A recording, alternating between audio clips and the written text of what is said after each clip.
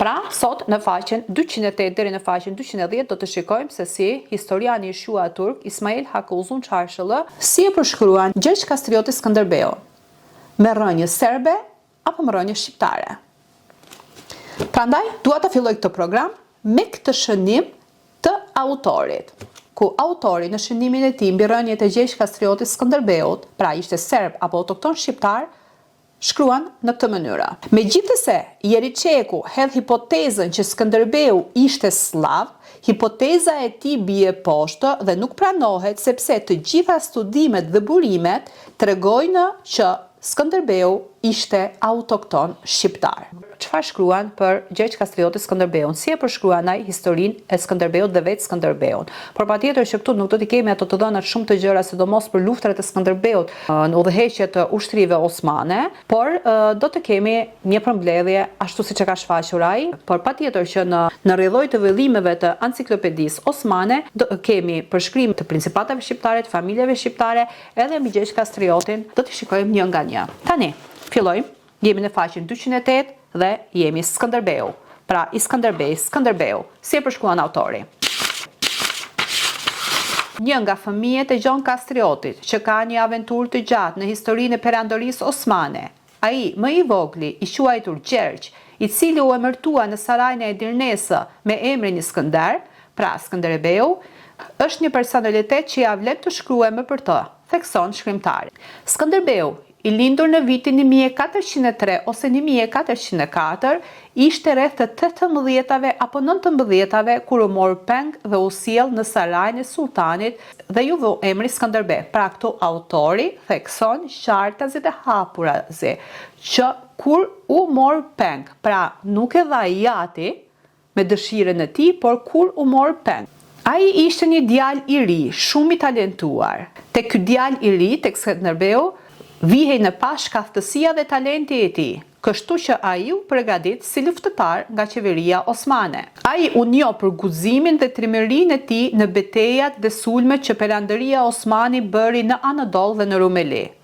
Patjetër që këtu do të kemi shumë shqiptarë të cilët do të thonë ja, shikoni, Skënderbeu ka luftuar në Rumeli, ka luftuar në tokat shqiptare, ka vrarë shqiptar. Perandoria osmane ishte fuqi plote në trojet arbërore dhe në trojet ballkanike. Skënderbeu ishte një djalë i marrë peng dhe ishte në urdhën dhe në vëzhgimin e perandorisë osmane, duke qenë në brendësi të saj. Patjetër që Skënderbeu duhet të vepronte me përpikmëri dhe me kujdes shumë të madh, sepse perandoria osmane është ajo perandori. Ku do ta shfaqet në programet e tjera, ku do të shikoni se si pashallarët turk vetëm që të ruajnë koltukën e tyre, në një natë pashaj ka vrarë 19 vëllezërit e tij të mitur.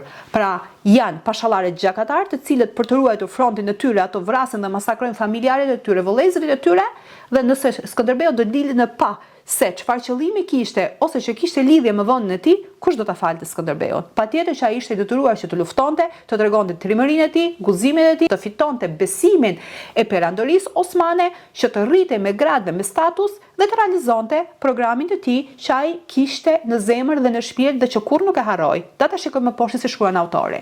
Pra, ai u njoh për guximin dhe trimërinë e tij në betejat dhe sulmet që perandoria osmane bëri në Anadol dhe në Rumeli. Ai hyri në shërbim të perandorisë osmane në një moshë që ishte në një periudhë arsyetimi dhe aktiviteti intelektual. Meqenëse se ishte princ dhe vinte nga familja fisnike, ai në maskën e autoritetit e ruajti lidhjen dhe ndjenjat e tij për atë dheun dhe punoi në interes të vendit të tij në maskën e autoritetit. Babai i tij vdiq në vitin 1443. Kruja, qyteti i tij, u pushtua me një urdhër që u dha Hasan Beut, guvernatorit të provincës. Këtu shkrimtari shkruan, ky ai dhe jo Skënderbeu apo princi shqiptar. Në këtë kohë, Skënderbeu ishte rritur me grada deri në guvernator Sanxhaku, pra guvernator province. Në betejën e Moravës, ai bëri marrëveshje me Jan Hundjajin dhe u tërhoq drejt Shqipërisë duke u larguar nga fusha e betejës. Beteja e Moravës e vitit 1443 u zhvillua gjatë mbretërimit të Sultan Muratit të dytë. Kjo ishte një fushatë e gjatë beteje, që zgjati që nga viti 1443 deri në vitin 1444, kundër territoreve osmane në Ballkan.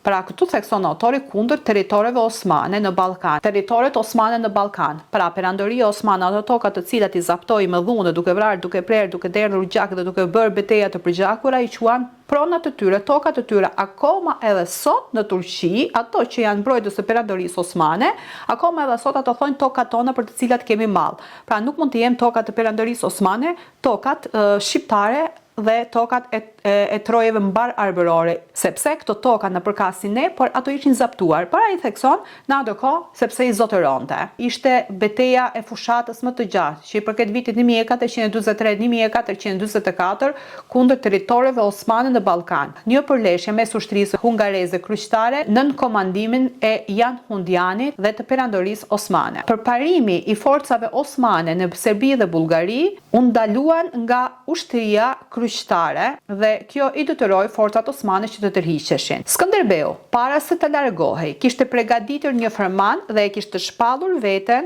guvernatori i Krujës. Bashkë me të ishte edhe nipi i tij, Hamza Kastrioti, që e dim shumë mirë se si e ka tradhtuar.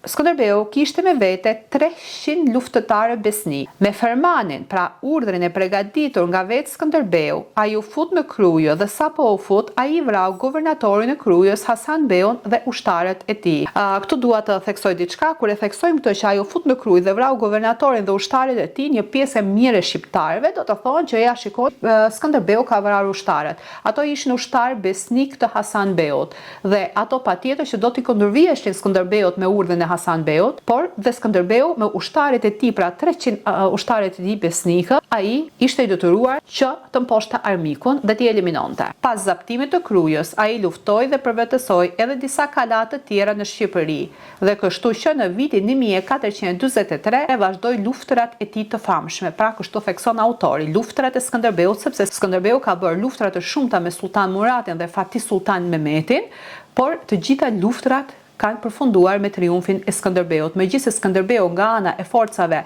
të armatosura kishte shumë më pak ushtar dhe forca luftarake se sa kishte perandoria osmane. Këto e kam theksuar edhe në programin tjetër që kam bërë para disa kohësh mbi Skënderbeun, duke u bazuar tek libri që historiani turk ka përgatitur mbi figurën e Skënderbeut. Çështjen e Shqipërisë mund ta përmbledh kështu, shkruan autori.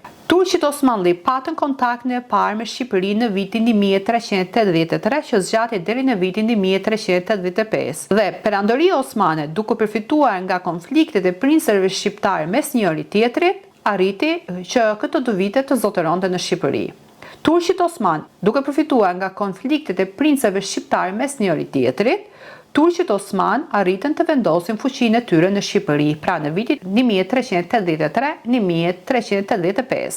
Në këto vite, Ballshat dhe Topijat e kishin humbur ekuilibrin e tyre dhe Shqipëria ishte nën udhëheqjen feudale me shumë principata të cilat kishin konflikt në mes tyre. Në vitin 1394-1396, gjatë sulmeve të Yıldırım Beyazitit, Shqipëria udhëhiqej në këtë mënyrë. Në Shkodër dhe Lezhë udhëhiqte distriti i Dukagjinit. Në zonën e Dogmës udhëhiqte principata e Zaharias. Në Shqipërinë e Mesme udhëhiqnin Topijat dhe Kastriotët, ndërsa në jug, si në Vlorë dhe Kaninë, udhëhiqnin Arianitët, ndërsa në vendin e tyre nga ku edhe kishin marrë emrin, udhëhiqnin Muzakët. Në Epir udhëhiqte familja Spata dhe Zënebisi, ndërsa në Orë udhëhiqte fisi i Gropajve. Në fund të shekullit të 14 hiqet nga udhëheqja e Ballshës dhe Topijas këto qytete: Ulqini, Shkodra, Lezhë, Durrësi dhe vihen nën udhëheqjen e Venedikut. Duke parë këtë gjurullti që po ndodhen në mes të principatave shqiptare, turqit Osman, duke përfituar nga kjo situatë, e patën shumë të lehtë pushtimin e Shqipërisë. Venediku nuk ju kundërvua osmanlive në këto sulme, sepse Venediku shikonte interesat e tij politike dhe nuk donte të prishte lidhjet dhe marrëdhëniet me perandorinë osmane. Dhe në përfitim nga kjo, Venediku zaptonte edhe disa zona të Shqipërisë. As raguzëve, pra kroatëve, nuk i interesonte gjendja as ekonomike dhe as e pushtimit osman në trojet shqiptare. Shqipëria ishte në këtë situatë të dëshpëruar dhe të pashpresë kur Andre Topia, nga familja e Topiajve, sulmoi turqit e vendosur në Shqipërinë e Mesme dhe i shkatërroi ato duke arritur një fitore të përkohshme. Kjo ishte betejë e vitit 1432. Pastaj vazhdojnë përpjekjet e gjata të perandorisë osmane me Skënderbeu. Përpjekjet me Shqipërinë filluan që nga viti 1383 dhe zgjatën deri në vitin 1467, pra afro 80 vite, një lutje dhe përpjekje e madhe e prinцeve shqiptar, e familjeve fisnike shqiptare kundra perandorisë osmane. Këtu kemi një skicë të dy familjeve kryesore, prinsi shqiptare, të asaj të kohës së Ballsheve dhe të Kastriotëve. Pra këtu, siç e pamë, autori ka bërë një përmbledhje të gjendjes së asaj kohe dhe nuk e ka cilësuar me imtësi luftrat e shumta dhe betejat që Skënderbeu ka bërë, por mbase këto cilësohen edhe në enciklopeditë në vëllime të tjera që do t'i shikojmë me kalimin e kohës. Por në programin që kam bërë më parë mbi figurën e Skënderbeut të përmbledhur nga historianë të ndryshëm të cilët thellësojnë që betejat ndërmjet Skënderbeut dhe perandorisë osmane ishin shumë të përgjakura dhe Skënderbeu kishte një forcë shumë të paktë ushtarake në krahasim me fuqitë e mëdha të perandorisë osmane, por asnjëherë perandoria osmane dhe fuqitë e tyre nuk triumfuan në betejat që bën me Skënderbeun. Por autori këtu nuk i ka përshkruar këto beteja, ato vite në cilën kohë, cilat beteja u bën, por ka përshkruar, siç e pamë në programin e përparshëm në sulmet osmane kundra trojeve shqiptare, betejat dhe luftrat që kanë bërë perandoria osmane, i ka kaluar thjesht me një prekje të lehtë, me një përshkrim të lehtë. Por patjetër që përshkrimi i autorit mbi figurën e Skënderbeut dhe lufta e Skënderbeut dhe gjendja e Shqipërisë nuk mbaron këtu, sepse akoma jemi në vëllimin e parë të enciklopedisë osmane dhe patjetër që kemi edhe në vëllimin e dytë dhe në vëllimet e tjera ku në enciklopedinë osmane në përgjithësi përshkruan të gjithë luftrat, hyrja në Ballkan, hyrjet në trojët shqiptare, lufta me Serbinë, pushtimi Selanikut, etj deri në të gjitha luftrat që ka bërë perandoria osmane që janë përmbledhur në mënyrë të rregullt, por përsëri këtu në faqen 443 të vëllimet të parë, përsëri kemi një përshkrimin që bën autori Arnavutluk dhe Iskanderbej, pra Skënderbeu dhe Shqipëria.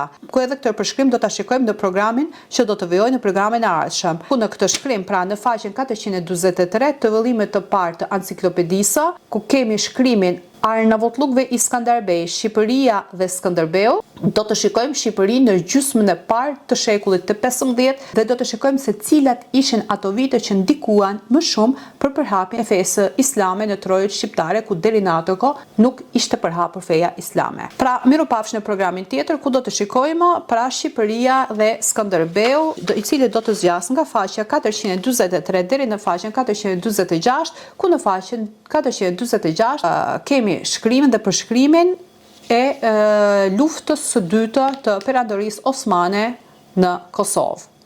Mirupafsh në programin tjetër.